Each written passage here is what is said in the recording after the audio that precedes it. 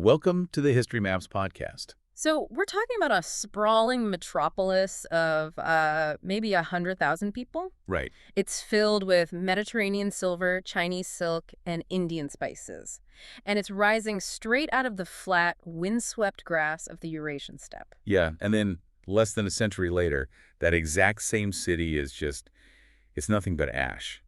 The inhabitants essentially packed up whatever they could physically carry, and they vanished back into the endless horizon on horseback. Which is such a stark image. It really is, because we usually think of historical empires as these static, permanent fixtures. You look at Roman architecture and you see a stone wall or a permanent fortress or a capital city carved out of marble. You can draw a neat, defined line on a map. Exactly, a neat line.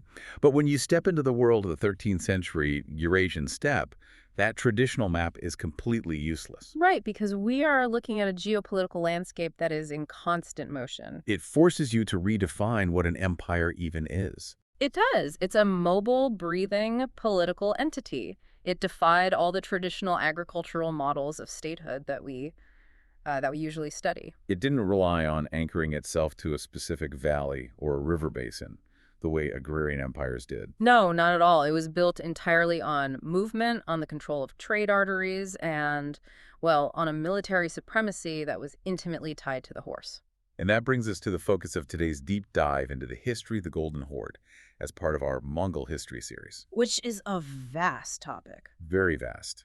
So to try and understand this nomadic powerhouse, we're looking at a really massive stack of sources today. Yeah, we have historical encyclopedias, we have detailed archaeological analyses. Looking at both Eurasian trade networks and the grave sites of the Black Death specifically. Right. Plus, we've got military chronicles breaking down the Timurid Wars. And some extensive geopolitical studies analyzing how this entire period forged the modern Russian political identity. It's a lot of material to get through.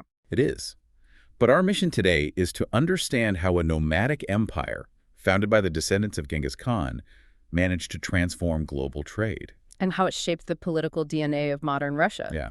And ultimately, how it collapsed under the dual weight of a biological pandemic and a completely devastating war. Right. So if you are listening to this and wondering how a society built on constant movement could possibly control half the known world, stick with us.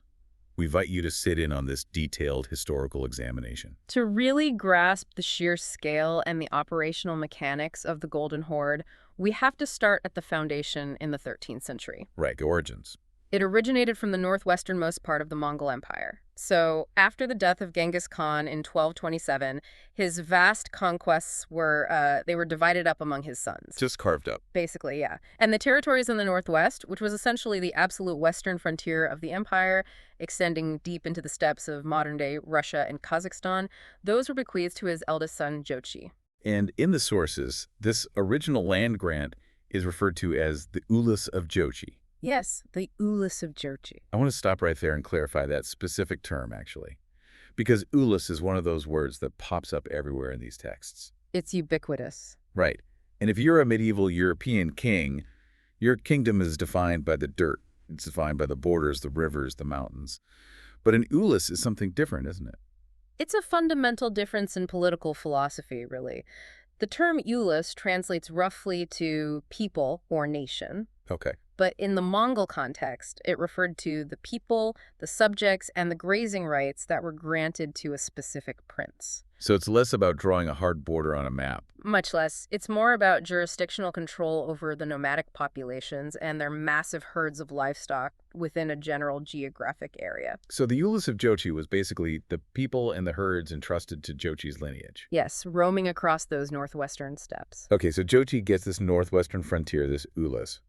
But Jochi dies relatively early. He does, even before Genghis Khan, actually. Right. So his son, Batu Khan, takes over the inheritance. And I'm looking at the numbers in these sources, and they are frankly massive. The geographic scale is hard to comprehend. We're talking about a territory that eventually encompasses 6 million square kilometers. It stretches all the way from the forests of Siberia in the east, straight across the continent, to the Danube River in the west. Right. How does a subordinate frontier territory pull off that kind of expansion? Well, the expansion is driven by a highly organized, utterly relentless military machine, and it's spearheaded by Batu Khan between 1236 and 1242. Okay, so a very tight window of conquest. Very tight. Batu wasn't content to simply inherit his father's grazing lands. He had a specific mandate from the central Mongol leadership to push the frontier as far west as the hooves of their horses could physically take them. And so he launches this sweeping campaign, Yeah, across what is known as the Kipchak Steppe. which is the vast grassland north of the Black and Caspian Seas, right? Exactly. And his first objective was to subjugate the remnants of the Cuman-Kipchak Confederation. Who were they, exactly? They were a loose alliance of Turkic nomads who were the previous masters of this terrain. I mean, logically, you can't leave a mobile enemy in your rear when you are projecting power westward. Precisely the strategic logic. You have to secure your base. Once the Kipchak nomads were broken and then absorbed into his own military ranks, Batu drove his armies into the densely forested agricultural world of the Rus principalities. And this is the campaign that fundamentally alters European history. Completely. His forces sacked major fortified cities. They obliterated Vladimir in 1238. And laid waste to Kiev in 1242. Right. And what stands out to me here is that after essentially bringing Eastern Europe to its knees, Batu doesn't pack up his spoils and march all the way back to Mongolia. No, he doesn't go back to participate in court politics. He stops. He sets up shop on the lower Volga River. He fundamentally redefines the geopolitical center of gravity for his people. Well, by 1245, he established a capital, or at least a permanent administrative center, called Sarai, situated right on the lower Volga. So by anchoring himself there, Batu signaled that his forces were no longer just a conquering expeditionary army sent from the east. Exactly. They were transitioning into a functionally independent, sovereign state. And this independence becomes an absolute reality after the formal permanent division of the broader Mongol Empire in 1259. Right. So Batu is sitting in Sarai, ruling this gargantuan space. But as I was reading through these administrative records, the internal geography gets incredibly confusing. Oh, it's a nightmare for historians. It really is. The sources talk about the right wing and the left wing, which initially sounds like a military formation, Yeah. but they're talking about geography. Yes. And then there are all these colors. The texts mention the blue horde, the white horde, and the golden horde. Yeah. I spent hours trying to build a mental map of this, and I felt like I was getting lost in a color wheel. How do these wings and colors actually fit together? It's arguably one of the most frustrating historiographical puzzles for anyone studying this period. Let's start with the wings, because that's the easiest part to untangle. Okay, let's unpack the wings. The state was administratively divided into two main wings, and this division directly reflects the traditional military organization of steppe nomads, who organized their armies by a right flank and a left flank. Right. Because they typically oriented themselves facing south, the right flank was the west, and the left flank was the east. Facing south. Okay, so right is west, left is east. Exactly.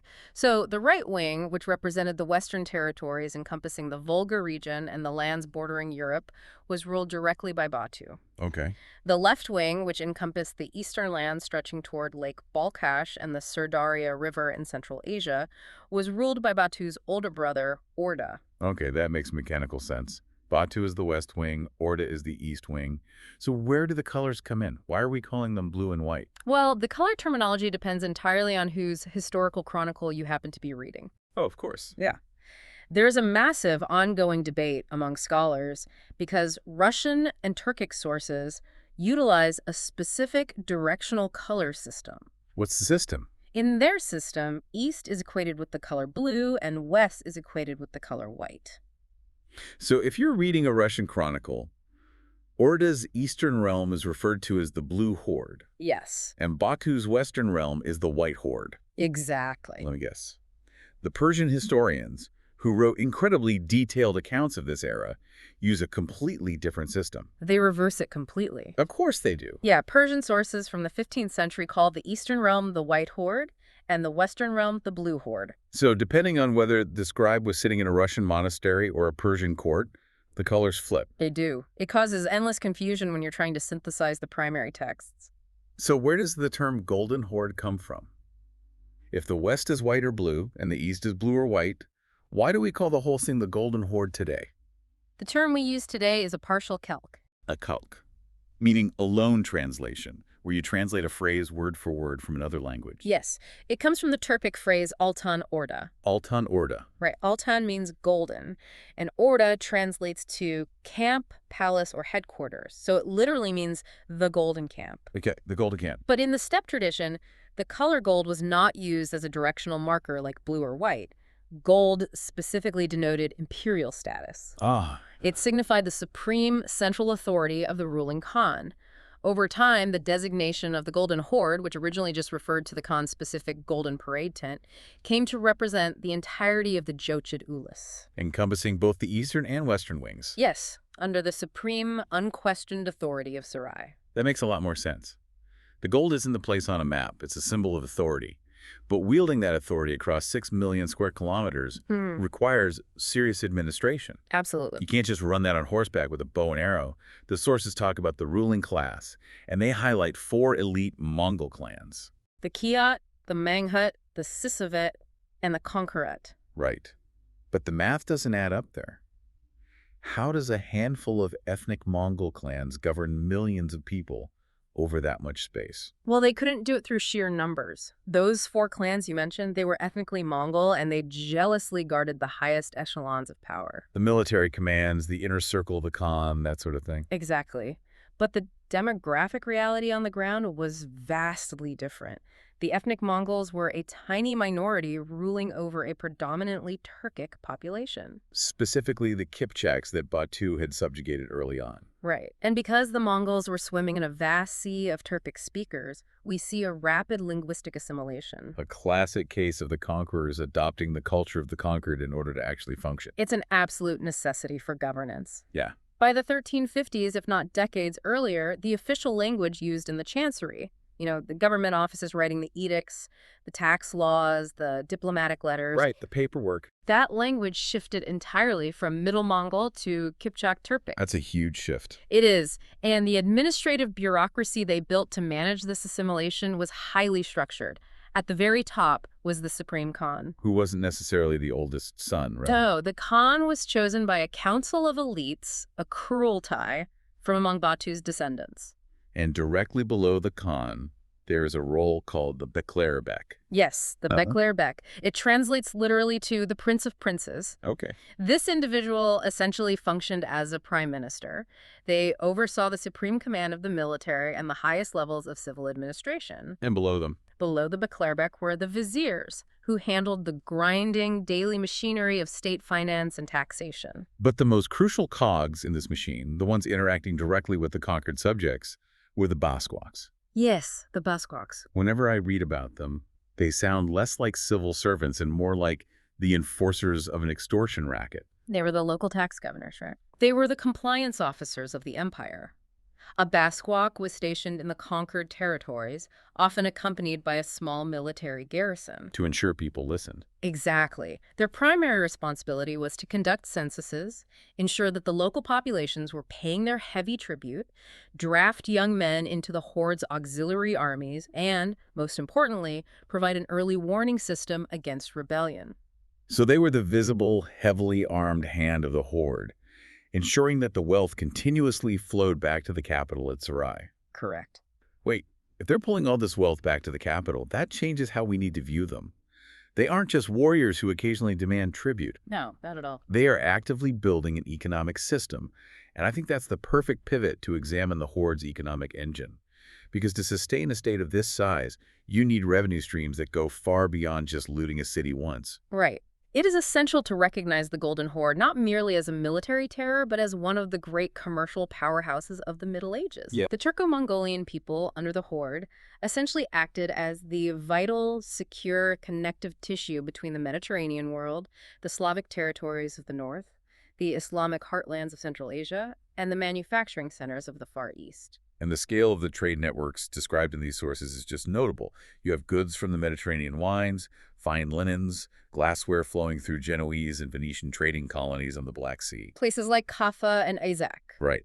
From those ports, massive caravans loaded with goods traveled north across the steppe to the Volga River, down to the capital of Sera. And from there, the route spiderwebbed eastward all the way to Khwarazm, into China, and down into India. And this wasn't a precarious, dangerous journey where merchants were constantly fending off bandits. No, the policies of the Khans actively, aggressively facilitated this trade.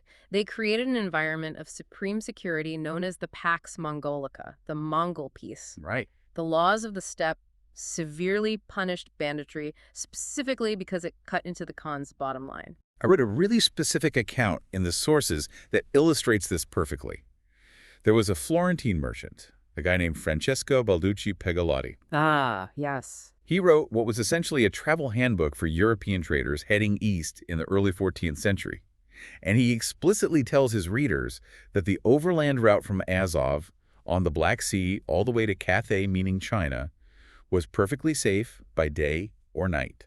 To have a merchant from Florence write that a journey of thousands of miles across the open Eurasian steppe was perfectly safe by day or night, it's a testament to the administrative control of the Horde. Yeah. They instituted relay stations providing fresh horses and supplies for envoys and merchants. And they did this because it was incredibly lucrative. Right, the transit tolls alone. Exactly.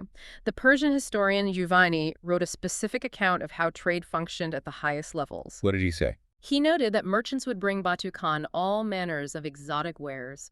Batu would take everything, regardless of whether he needed it, and he would purposefully double or triple the asking price, paying the merchants out of the state treasury. Why would he overpay? That seems like terrible economics. It was essentially brilliant marketing. Oh, I see. By overpaying, Batu broadcasted to the entire commercial world that the Golden Horde was the most lucrative market on Earth. It incentivized every merchant from Venice to Beijing to route their caravans through his territory. Yes. Where his tax collectors, those viziers we mentioned, could then tax the subsequent flow of goods, he seeded the market to reap a massive harvest in transit tolls and commercial taxes. But this brings us to one of the most counterintuitive facts in all the sources. To manage this booming international commodities exchange, the Khans started building cities. Right. They construct Sarai on the Volga, they build Majar to the south in the Caucasus. But building permanent, fixed cities on a nomadic steppe feels like a massive contradiction. It really does. If your entire culture, your military advantage, and your identity are based on mobility, why force your people to settle down? It is a paradox. It's the concept of the steppe city. The steppe city. Right. From the 8th century BCE onward, the Eurasian steppe zone was defined by pastoral nomadism. Nomadic culture inherently rejects the concept of fixed urban centers because you need to move your herds to fresh pastures every season. A city is a vulnerability. Exactly.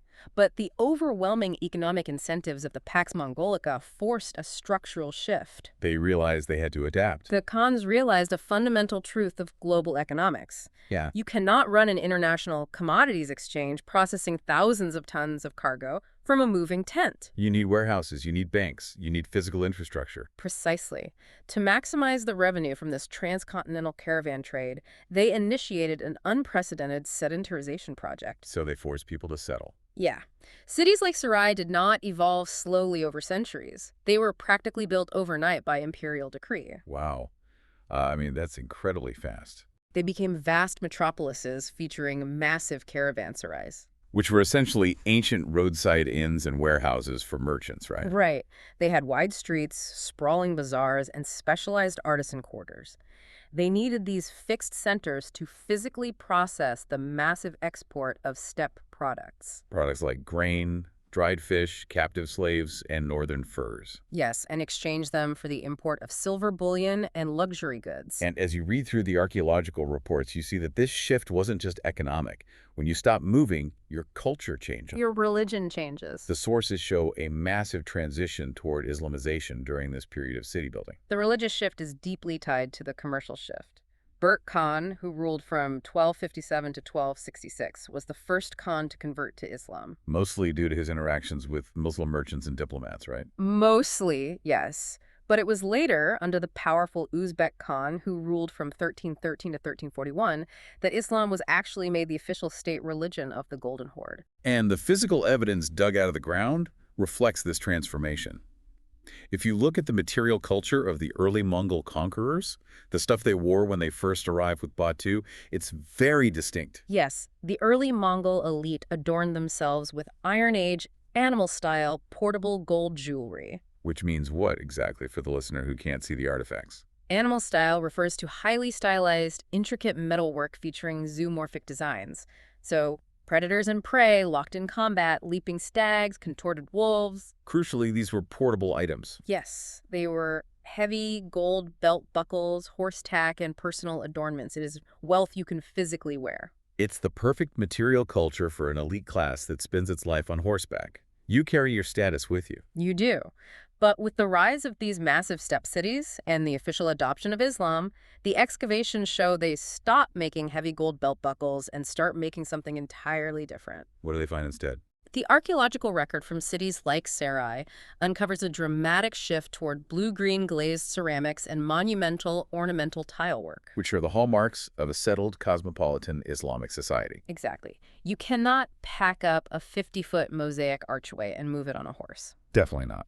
The Khans were importing Persian artisans to build congregational mosques, public bathhouses, and religious schools that required a permanent, heavy, urban footprint. They were projecting their power not just as warlords, but as sophisticated, sedentary Islamic monarchs integrated into the broader intellectual milieu of Eurasia. Right. Okay, so I want to connect a logical dot here that seems contradictory. The Horde is pouring massive resources into building these permanent Islamic cities to manage trade in the eastern and southern parts of their empire. Yeah. But if you look at how they managed their territories in the northwest, specifically the Russian principalities and the forests, they didn't build a single city. No, they didn't. They didn't build mosques there. They had a completely different management style. Why the double standard? It comes down to the ecological reality of the terrain and the core objective of the Horde. The steppes of the south were their home environment. They could control it directly. Right. The deep, dense agricultural forests of the Rus principalities were utterly unsuitable for nomadic cavalry logistics. It was too cold, too wooded, and lacked the pasture land to sustain their massive horse herds year-round. So they couldn't project power the same way. Therefore, their objective in the north was not colonization or integration. It was pure resource extraction. Which leads us directly into the historical dynamic commonly referred to as the Tatar yoke. Yes. When you read traditional 19th century Russian histories, they paint this period as one of absolute, suffocating daily occupation. They do. It sounds like there's a Mongol soldier standing on every street corner in Moscow. But when you look at the primary sources from the time, the reality of the yoke was very different. They didn't implement direct, day-to-day rule over the Rus. Not at all. It is a misconception that they physically occupied the Russian cities. The Golden Horde's administration of the rest was a system of indirect rule. How did that work? They demanded three things: regular and heavy tribute payments in silver and furs, military recruits to fight as auxiliaries in their eastern wars, and absolute, unquestioning political loyalty. As long as those three demands were met. As long as they were met, the internal day-to-day governance of the Russian lands, the laws, the local disputes, the agriculture, was largely left to the native Russian princes. It's essentially an absentee landlord system.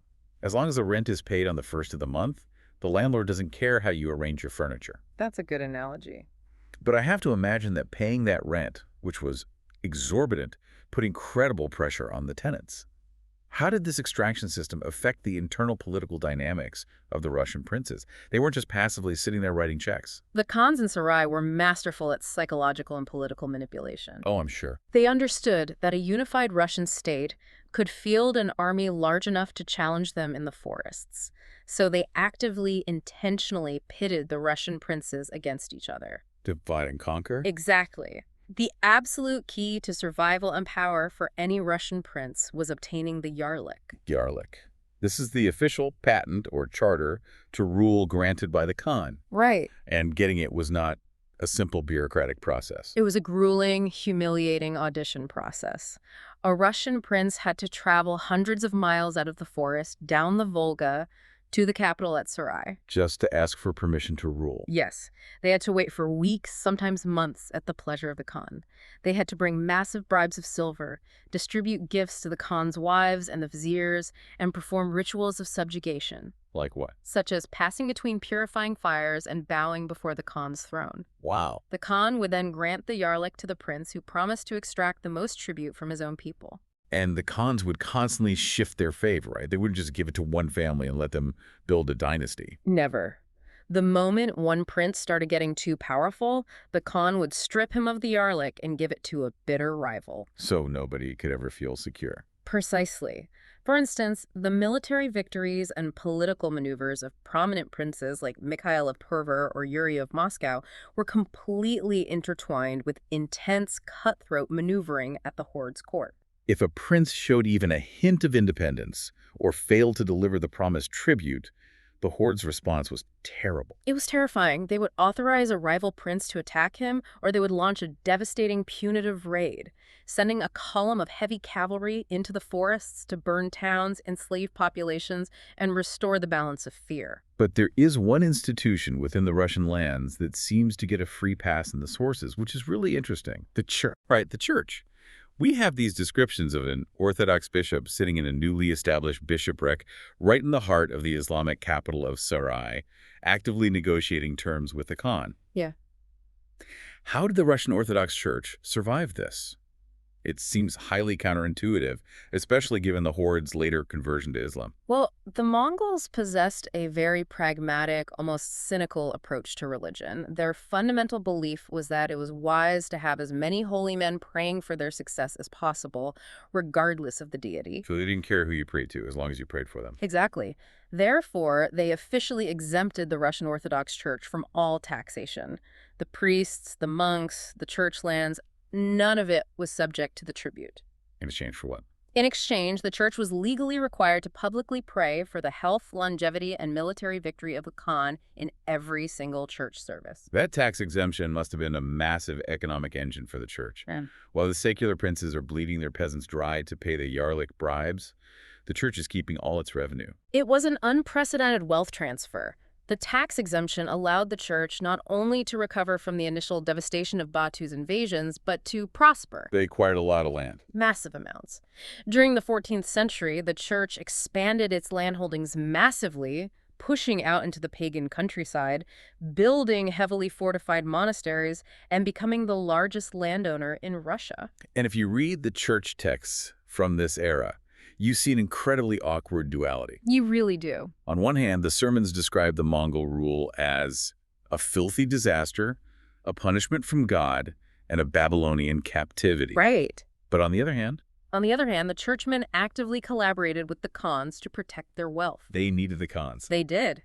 Hagiographers, the writers of saints' lives, sometimes completely absolved the Khans of assassinating Russian princes, blaming the devil instead. Just to keep the peace. Yes, and bishops actively circulated and fiercely defended the Mongol Yarliks that granted them tax immunity. They used the Khan's authority to fend off rival Russian nobles who tried to tax church lands. They relied entirely on the authority of the very power they publicly condemned. It was a very complex relationship. So you have this cauldron of pressure. The princes are fighting each other for the Yarlik. The church is hoarding wealth under Mongol protection, and the Khans are pulling the strings from Sarai. Yeah.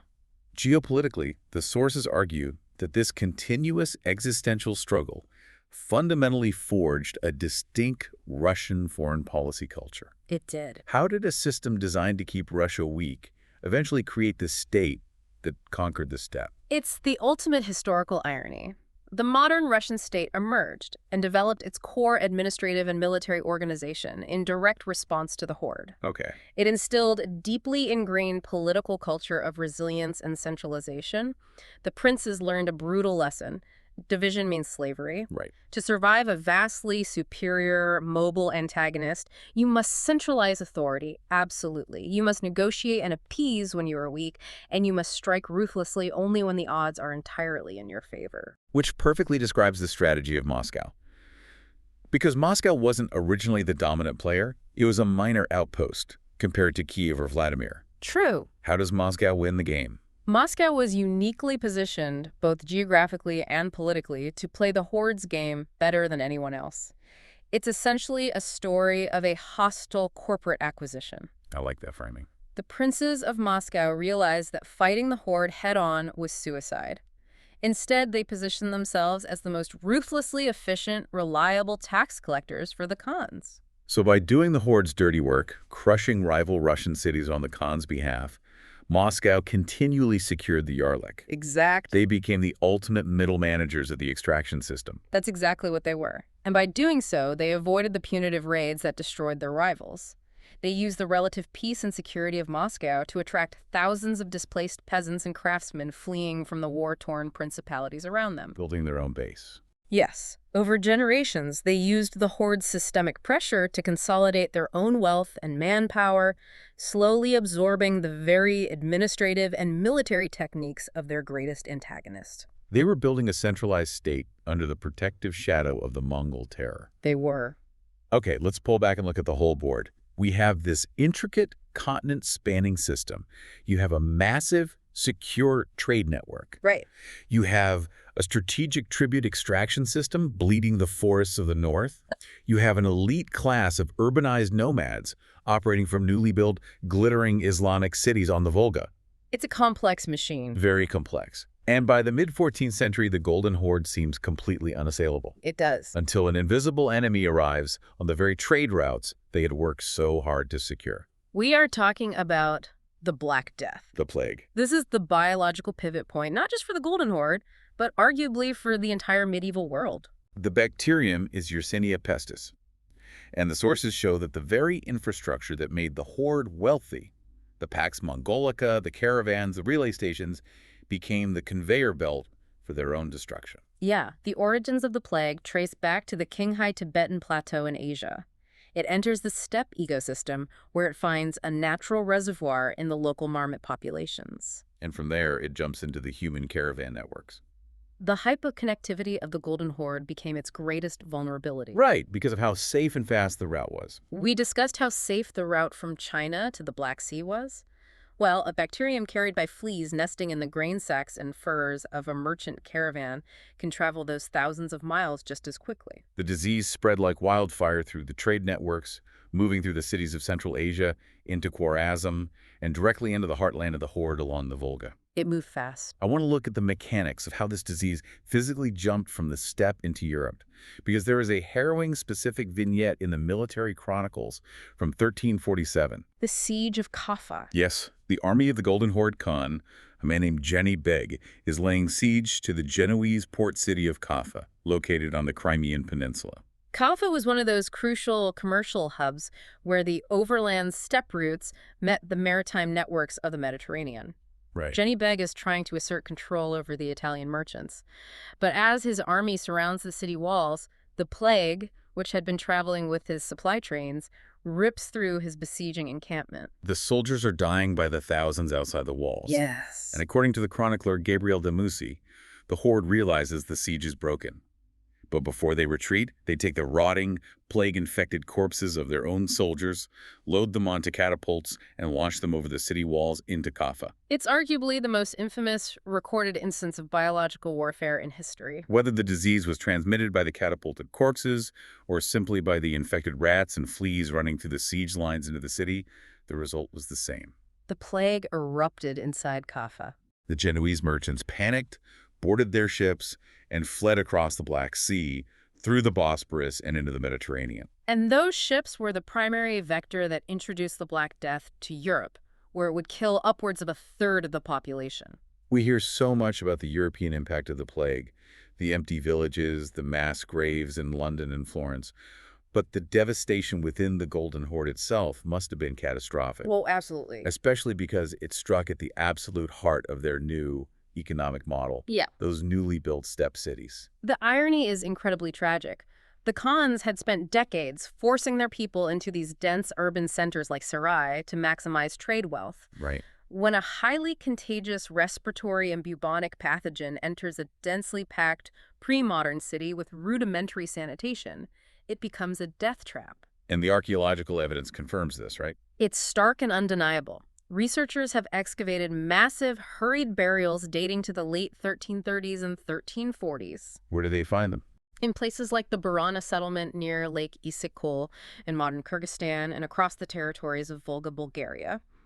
When scientists conduct ancient DNA analysis on the teeth of the skeletons in these mass graves, they find the exact same Yersinia pestis strain responsible for the European pandemic.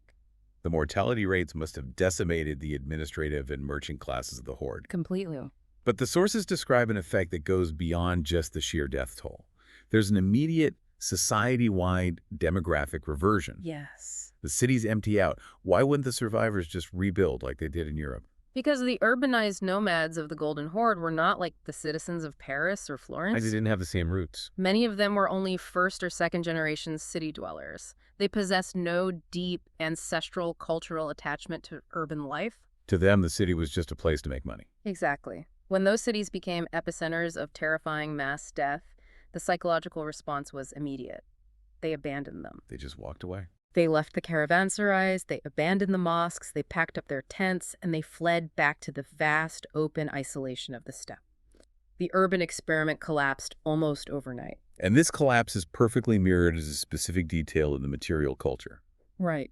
The sources point out that after decades of making beautiful Islamic ceramics and monumental tile work, there's a sudden dramatic resurgence of that animal-style gold work. Yes, the zoomorphic belt buckles and portable jewelry suddenly reappear in the archaeological record of the late 14th century. Why go backward? Why return to the art of your grandfathers? It is a profound mechanism of cultural survival. When your complex settled infrastructure collapses around you, you fall back on the mobile nomadic traditions that kept your ancestors alive in a hostile environment for millennia. You return to wealth you can carry on a horse. Right, it's like a societal immune response. Yeah, that makes sense. It was a deliberate, calculated projection of a steppe warrior identity. The social fabric of the Horde was fracturing under the immense weight of mass mortality and the complete ruin of their trade economy. So the elite needed a way to hold things together. The ruling elite, who were rapidly losing their grip on power, needed a way to maintain cohesion. They needed to signal to their terrified subjects a return to the foundational roots of their strength. By donning the animal-style gold. Exactly. They were essentially broadcasting a message. The cities have failed us, the trade has stopped, but we are still the lords of the steppe. We are still warriors. We see the reality of this fragmentation in the burial records too, right? Yes. Massive hordes of wealth have been found as far west as Kaliakra in Bulgaria, indicating that smaller, desperate factions broke off from the main horde and migrated massive distances just to escape the biological devastation. So the plague severely weakened the Golden Horde. It fractured its economy, decimated its tax base, and emptied its experimental cities. It was a huge blow. But as I read through the chronology, the plague doesn't actually kill the state. No, it doesn't. The fatal blow doesn't come from a microbe. It comes from a political miscalculation and a devastating war with a former ally. This brings us to the final, catastrophic chapter, the Tüktümüş-Timur War. To set the stage for this conflict, we have to introduce a new figure, Tüktümüş. Right. Following the chaos of the plague years, the Horde had splintered back into its eastern and western factions.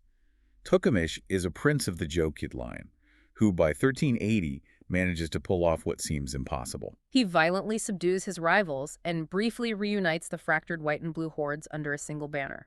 But he doesn't achieve this through his own effort alone. He has a massive, powerful patron behind him. Tüktümüş achieved this reunification almost entirely because he secured the military and financial backing of Timur. Who most people know as Tamerlane. Yes, Tamerlane. Timur was an incredibly ruthless Central Asian warlord who was busy forging his own massive empire from his capital in Samarkand. Encompassing modern-day Uzbekistan, Iran, and Afghanistan. Right. Timur saw the chaos in the Golden Horde and recognized an opportunity. He viewed Tüktümüş as a useful, malleable proxy. By backing Tüktümüş, Timur hoped to install a friendly puppet on his northern border. Exactly, securing his flank so he could focus his own conquests southward into India and the Middle East. Okay, so you are Tüktümüş.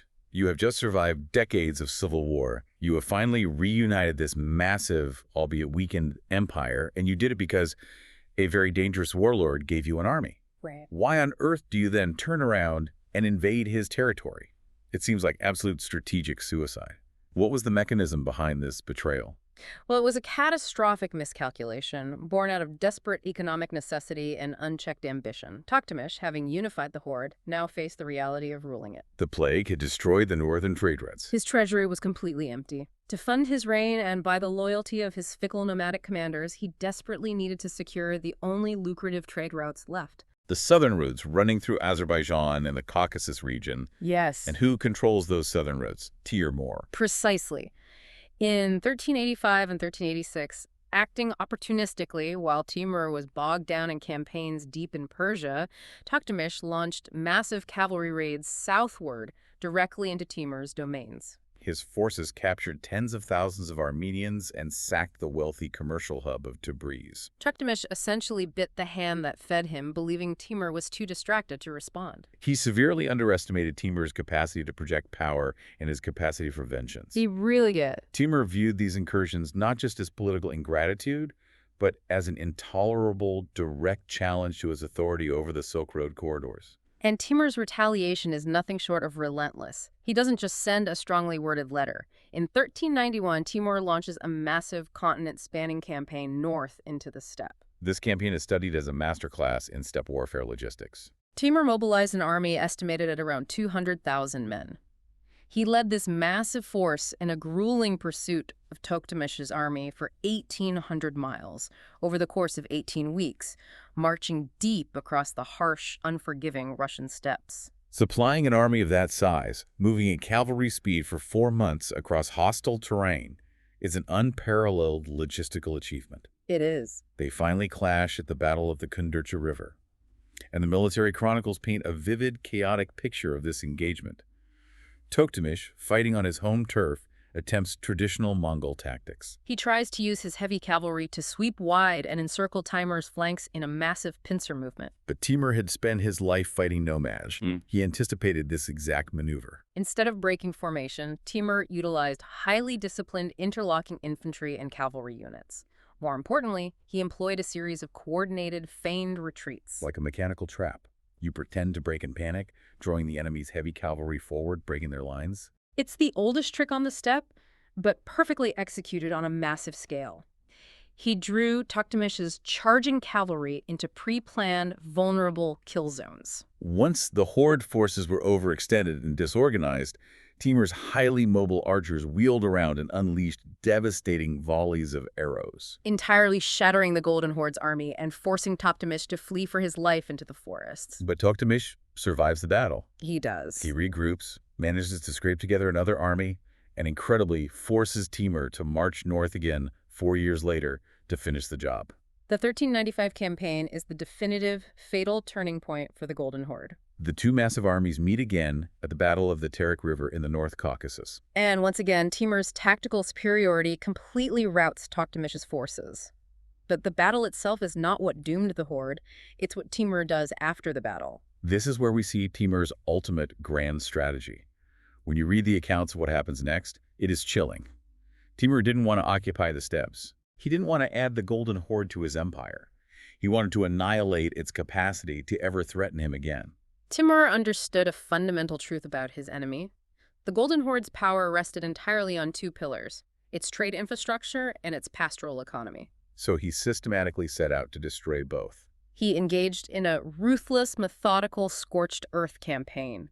His forces marched up the Volga, targeting the major urban centers, the very cities that had just begun to slowly recover from the plague. They systematically plundered, leveled, and burned Sarai Burk, Astrakhan, and Yukik to the ground. They didn't just burn the buildings. To ensure the nomads couldn't recover, they attacked the environment itself. They annihilated the foundation of nomadic life. Timur's armies slaughtered the vast livestock herds, the horses, the sheep, the cattle. By exterminating the herds, he crippled the pastoral economy, inducing widespread famine across the steppe. And the final nail in the coffin was an economic maneuver. Timur forcibly, permanently shifted the Trans-Eurasian trade routes south. He used his military dominance to mandate that all caravans from China and India bypass the northern steppes entirely, directing them exclusively through his own territories in Persia and Central Asia. He permanently deprived the Golden Horde of its economic lifeblood.